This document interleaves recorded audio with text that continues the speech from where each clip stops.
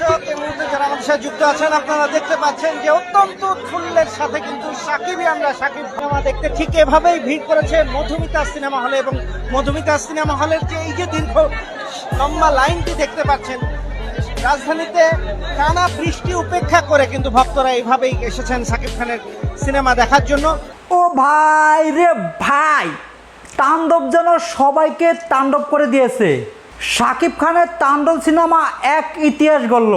শাকিব খান মানেই ব্যান্ড, শাকিব খান মানেই সুপারস্টার, শাকিব খান মানেই নাম্বার ওয়ান।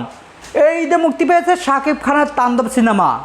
মুভিটির গান এমনকি ট্রেলার দেখে অনেকে আগ্রহে বসেছিল এই মুভিটি দেখার জন্য। অবশেষে শাকিব খানের ভক্তদের অপেক্ষার প্রহর শেষ হলো। বৃষ্টি বাদলের ভিতরেও রাজধানীর মধুমিতা হলে দর্শকদের উচ্চপড়া বীর তাণ্ডব মুভিটি দেখার জন্য।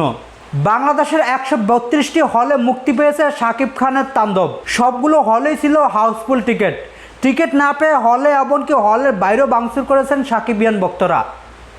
মুভিটি দেখে হল থেকে বের হয়ে অনেকে বলেন শাকিব খান একদম ফাটিয়ে দিয়েছে। প্রতি বছরই শাকিব খান ফাটিয়ে দেন। আমরা সবাই শাকিব খানের মুভির অপেক্ষায় থাকি।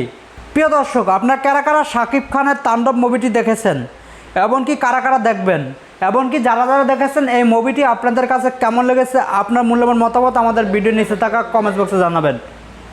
সকলে ভালো থাকবেন, সুস্থ থাকবেন। আল্লাহ হাফেজ। আসসালামু আলাইকুম রহমতুল্লাহি ওয়া বারাকাতুহু।